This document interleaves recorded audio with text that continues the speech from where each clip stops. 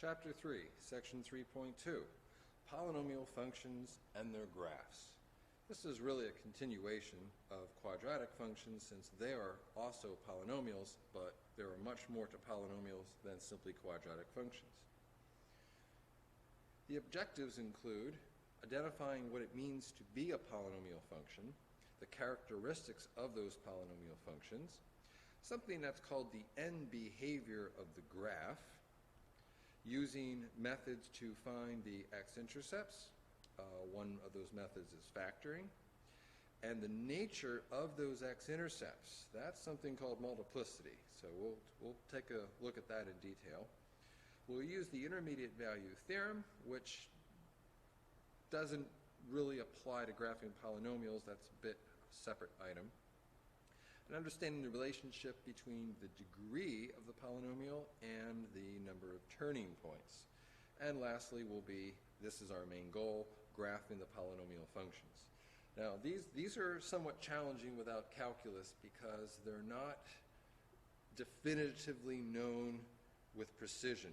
So what we are doing is gathering some facts and some evidence, and we're drawing the best that we can for the graph based on the evidence that we have.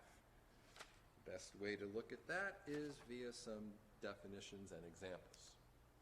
So first of all, what is a polynomial function? Okay, quite a complicated definition here. What this is saying right here is that we have a function that is a sum of terms. This is a constant term, this is a number times x, this is a number times x squared, and there's perhaps very many of these terms all the way up to the highest power. Now, note that these exponents here are non-negative, and they're integers, so no fraction exponents allowed, no negative exponents allowed. By saying non-negative, we mean 0 or positive integer. Very briefly, we could say something like this. If you have a degree 0 polynomial, then f of x is simply your constant term a0. If you have a degree 1 polynomial, then your function is a linear function, a1x plus a0. So this is a horizontal line. This is a line with slope a. The action takes place when you get to degree 2. These are the familiar quadratics. So this is a2x squared plus a1x plus a0. So these are your quadratic type functions. And as the degree goes up, so does the power. Notice the degree means the highest power of x that appears in your polynomial. And all these terms that I'm writing down, they don't necessarily all need to be there. But what you must have is the high degree term. This is called the dominant or the lead term. So this is called a cubic, and cubics tend to have S shapes, sort of like that, maybe like that. And the more higher the degree, the more turns, the more roller coaster up and down type graphs that you have like that, but they're all very smooth. Graphs of polynomial functions. Speaking of smooth, polynomial functions of degree 2 or higher have graphs that are smooth and continuous. By smooth, we mean rounded corners, no sharp edges, like a roller coaster. And by continuous means that there's no holes, there's no jumps. You can draw the graph of the polynomial without lifting your pencil from the rectangular coordinate system. There's very nice behavior. They're very well-behaved functions compared to other types. Okay. Let's take a look at what we mean by the end behavior of a polynomial. The end behavior of the graph of a function to the far left or the far right is called the end behavior. Okay, it's a little more clear here. Graphs of polynomial functions may have places where they go up and they rise and they fall, they go down, they go up, they go down, but eventually the graph will either go up forever on the right side or the left side, or it will go down forever on the left side or the right side as x increases from the left into the right. Yeah, so in other words, you take your x-axis, think about it as a very, very long x-axis. It always is. It goes from plus infinity to minus infinity. And on the far right, the graph will either go up forever or it will go down forever, one or the other. And on the left side, as x gets very, very large, the graph either continues up without bound or down without bound. What happens in here? Well, we don't know. That's a matter of details that we have to work out. So that's why it's called end behavior. What happens as you move way out on the positive x-axis, and what happens as you move way out on the negative x-axis. The sign of the leading coefficient, in other words, the highest degree term, reveals the end behavior. So that is called also the dominant term, since it determines the entire graph shape to the right and far left of the y-axis. It has its own name, called a leading coefficient test. As x increases or decreases without bound, as you go far to the right or far to the left on the x-axis, the graph of the polynomial function will eventually either rise forever or fall forever. In particular, the sign of that leading coefficient, the plus-minus sign, and the degree are the two factors that determine the end behavior.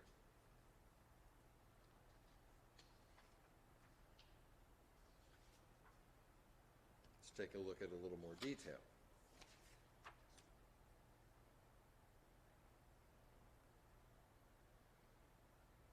Okay, we have basically four cases. And it depends on whether the degree is even or odd, and it depends upon whether the lead coefficient is positive or negative. Okay? Now, you can follow this, and it works quite well, but we have to take a look at why what this is saying is actually true. So this will just take a moment here. Say your degree is even. So you have a number, an, x to an even power. If it's an even power for x, when x is large and positive, this is always positive. And when x is large and negative, this is always positive. So with an even exponent as your highest degree term, this value here, as to whether it's plus or minus, solely determines the graph's end behavior. Now, even powers have the same end behavior. So that's what it showed in the figure.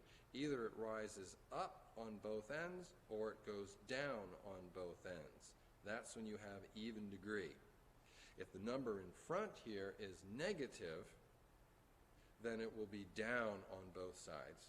And if the number here in front is positive, then it will be up on both sides. I mean, right? Because this is always positive. So this number here with this plus-minus sign is solely dependent upon the graph's end behavior. Now the case where the high degree term is odd. So if you have a n x to the odd power, well, odd powers are a little bit tricky. If x is positive and large, then that number to an odd power is also positive, so it really determines on what the sign is right here. If x is large and negative to an odd power is negative, and again, this sign of this number determines a lot. But they will always have opposite behaviors because positive numbers to the odd are positive and negative numbers to the odd are negative. So when multiplied by the very same number, we're going to end up with different results. So either the graph will rise to the right and fall to the left, or it will rise to the left and it will fall to the right. So highest exponent is even, same graph behavior, either both down on either side or both up.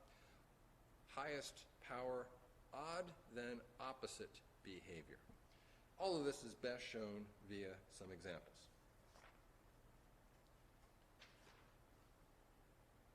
Use the leading coefficient test to determine the end behavior, the graph of the function x to the fourth minus 4x to the second power. Okay, so here we've got the highest degree term. Now, this is written in descending order of powers. You have to scan through and make sure you get the highest exponent term. So here it's written first. So the degree is the highest exponent, that's 4, which is even. So same behavior. So either up on both ends or down on both ends. Look at the number in front, which is positive.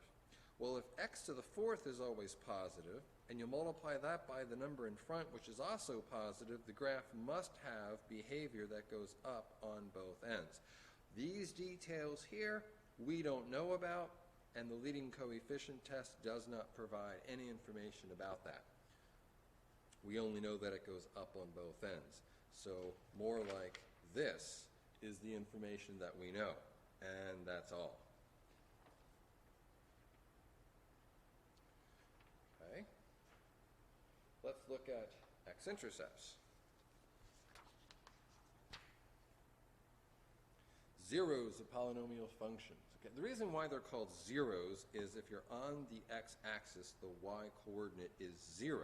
So the places where the graph crosses the x-axis are called the zeros of the function. Well, that's what we're saying right here. The other names that we could use are intercepts. We could say the word zeros, or we could say root or solutions.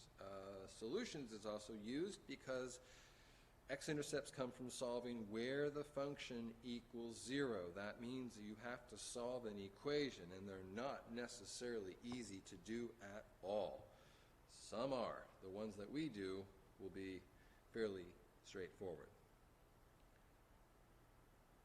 Each real zero of the polynomial equation appears as an x-intercept of the graph. In other words, if you have a non-real answer, an imaginary answer, then that doesn't contribute since this is the real number system. Okay, let's look at an example. Find all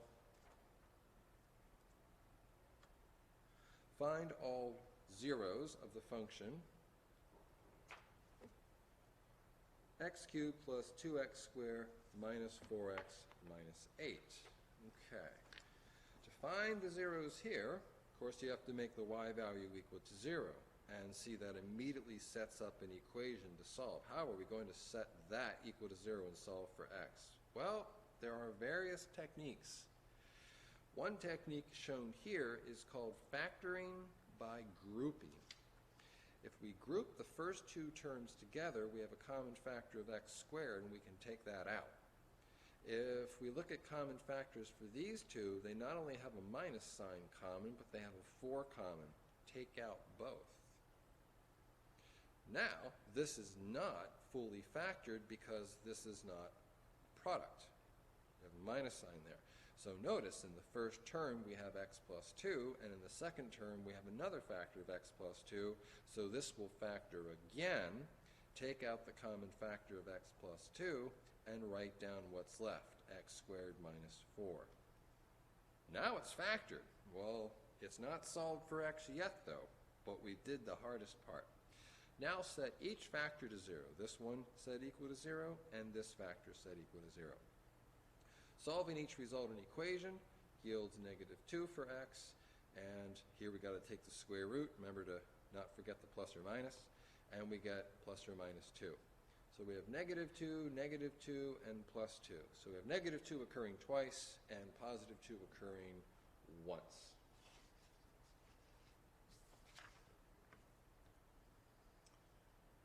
Okay, so just quoted what the zeros are. See, here they are written as ordered pairs. Okay. Notice that before, here at the bottom of the previous page, I had said negative 2 is one of the x-intercepts, negative 2 again. Well, it only counts as one x-intercept, but it occurs twice, and that is an important thing. And we have an x-intercept of plus 2. So although there's only 2 x-intercepts, negative 2 and positive 2, the behavior of the graph there is different. See, here the graph touches, does not cross the axis, whereas here it passes straight through the axis. Again, these details in here we don't know. We're only talking about the x-intercepts at the moment. Okay, why is that detail important? It's called multiplicity of the x-intercepts. If you have a 0 of even multiplicity, in other words, that x-intercept occurred more than once, like -2 in the previous example up here, then the graph will touch the x-axis and turn around. Now, it could come up to the x-axis, touch it and turn around, or it could come down to the x-axis, touch it and turn around. Again, those details are in addition to this. If you end up with a odd multiplicity, you find the x-intercept and it occurs 1 time or 3 times or 5 times, then the graph will cross the x-axis at that value. And this x-intercept here of 2, 0 only occurred 1 time. That's why it's crossing here, whereas this x-intercept occurred twice, and that's why it's touching right here. That's called multiplicity. In other words, how many times does that x-intercept appear? Okay. Let's first, before we put that into practice, work on getting x-intercepts for a different type of function. Find the zeros, the x-intercepts, for this function right here. Okay, this one's much more complicated. State whether the graph crosses the x-axis or touches the x-axis at each x-intercept. Okay, so let's come down here and take a look at the math. Of course, to find the zeros, we have to let the y value here be 0, so that's what we have right here. Now, this one's already factored. We have this factor here, 4 times x plus half quantity squared, and we have this factor here, x minus 5 cubed. And we have a times in between, so it's fully factored. So set this first factor here equal to 0, there it is. Set this second factor equal to 0, there it is. Solve each resulting equation for x. Okay, if you wonder what happened to the 4 here, there is a 4 here, but if you divide this side by 4 and divide this side by 4, it simply will go away. Now here, why is it multiplicity 2? Okay, let's take a quick look at that.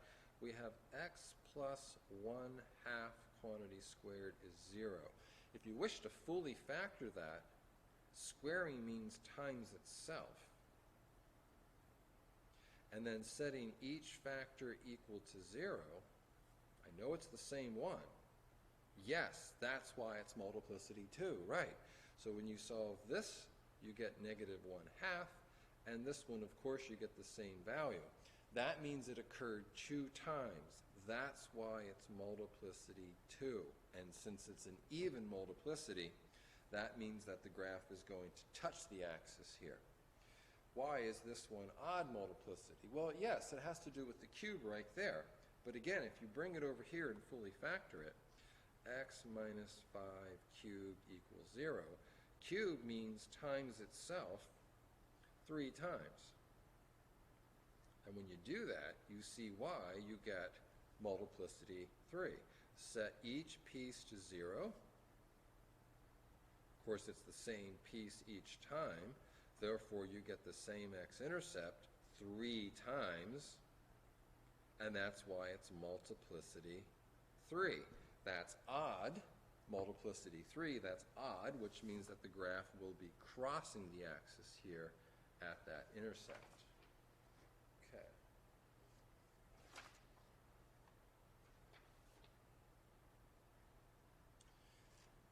So continuing on with the same function, see here we have the graph drawn. Here is a touch of the axis. This time it comes in from above, touches it and bounces off. And here we have a crossing of that x-intercept. That's because the multiplicity here was odd and here the multiplicity was even. Again, some of these other details we don't know about since we're focused here solely on the x-intercepts and the behavior of the graph of the x-intercepts. This is a small detail, but it's actually quite important. Turning points changes of direction. If a polynomial function whose highest exponent is n, then the graph has at most n minus 1 turning points. Doesn't mean it has n minus 1 turning points. It has at most n minus 1 turning points. So just very quick example here, this very simple function here, x cubed, you see the value of n is 3. So it has at most 3 minus 1 or 2 turning points, changes of direction. But its graph, here's a quick sketch of what its graph looks like, has no turning points. So it doesn't mean it has any at all. It says that degree n has at most n minus 1. It may have n minus 1. It may have less than that. It may have none.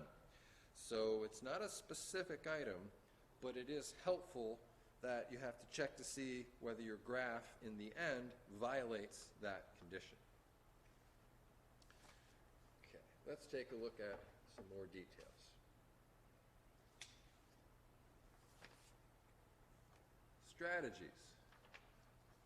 Strategies for graphing polynomial functions. Okay, this is putting together all the pieces, both from what we did in our earlier work and from what we have now.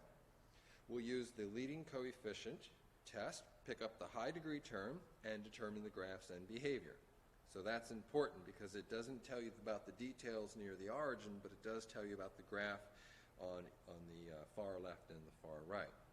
Second, you can find the x-intercepts, and then the multiplicity, the number of times those x-intercepts occur, tells you about the behavior of the graph there, whether it crosses or touches the x-axis. You can find the y-intercept, which I often do first because it's very, very easy to do.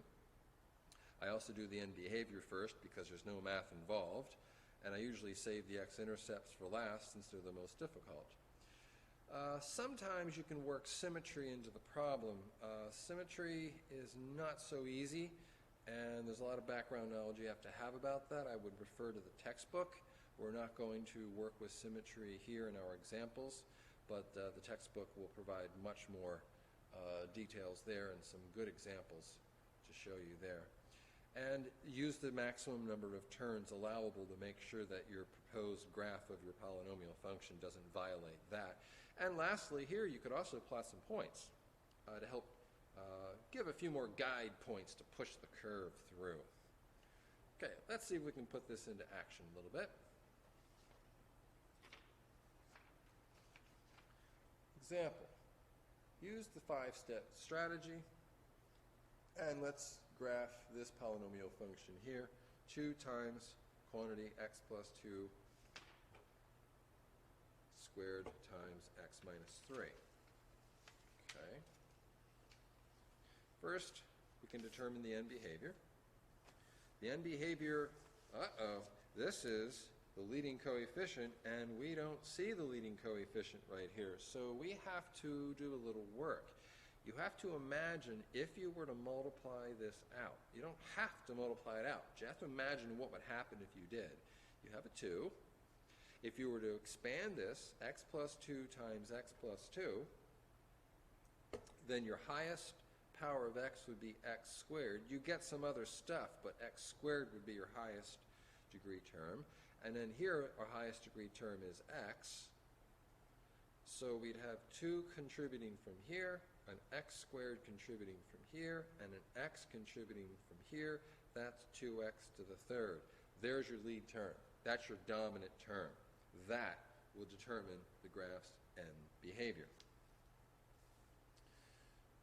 Okay, so because we have odd degree,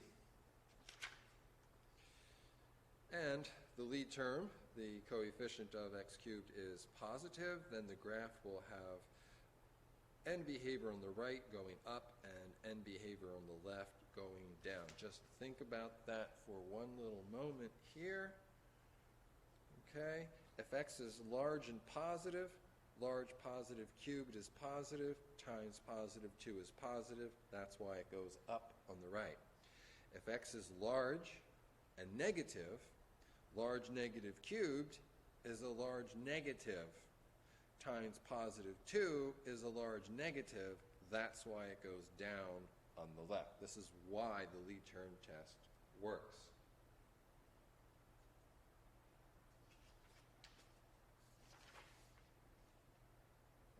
Okay.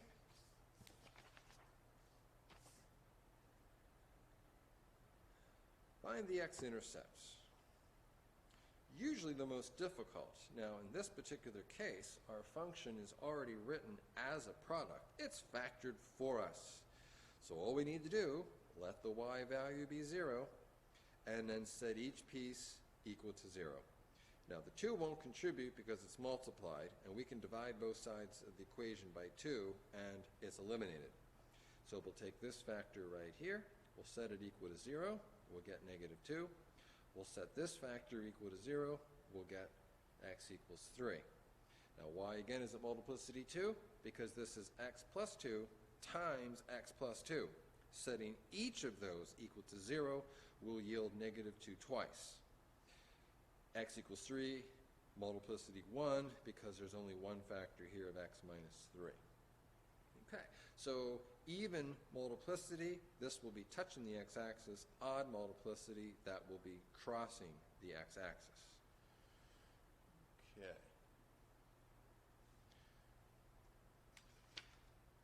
Oh, that's what we have right here. So here's touching the axis, and here's crossing the axis. Now, we don't know that it goes up, touches, and goes down. It could come down, touch, and then go up.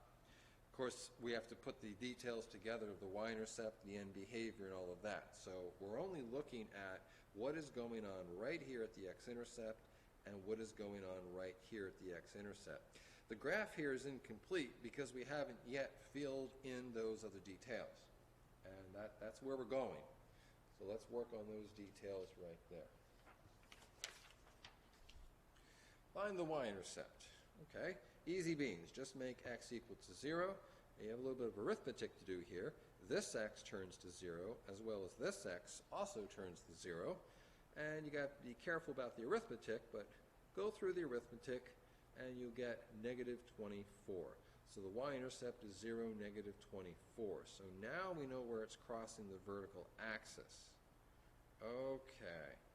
Oh, I see. Remember, the end behavior was up on the right, down on the left.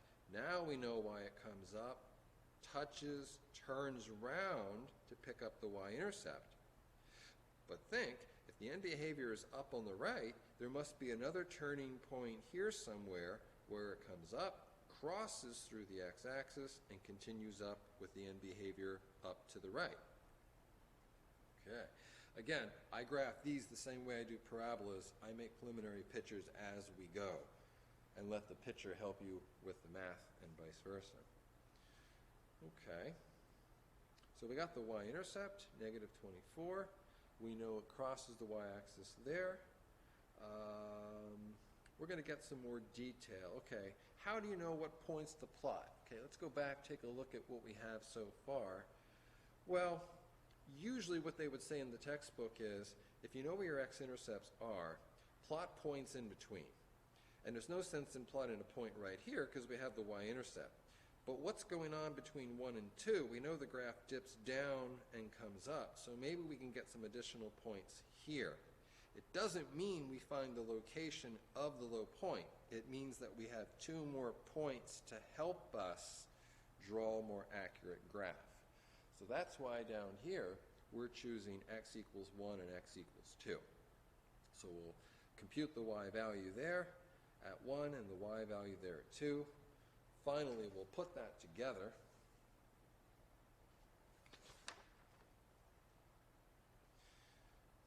With any potential symmetry, but we don't have symmetry here. Y-axis symmetry means that it's the same on one side of the y-axis as the other, sort of like a parabola. That's one kind of symmetry. There's also origin symmetry, which is a little more complicated. So we go to what else we have. Our partial graph illustrates that we have neither y-axis or origin symmetry. So we're going to put together the behavior, the intercepts, and the additional points. In other words, put all the facts together and try to sketch what the graph of that function looks like. No surprise, here it is. We know first the end behavior is upright, and then it's down left. Second, we know the y-intercept is here. Third, we know the x-intercept is here and here. Fourth, we know the behavior, that it touches, not crosses, the x-axis here, and it crosses the x-axis here. That alone gives you the correct shape, but now we can actually locate these points at 1 and 2, and we found those values, and we have some points here that we can help push the curve through, guide the curve through those points to make the graph somewhat more accurate. If you then go to the graphing calculator, you should get good agreement. Your graph may not look exactly like their graph. For instance, how do you know this isn't wider? How do you know it doesn't go down a little further than this? How do you know? These details we cannot do without calculus, but we have an accurate graph of that polynomial. Okay, that's the end of the slides for section 3.2.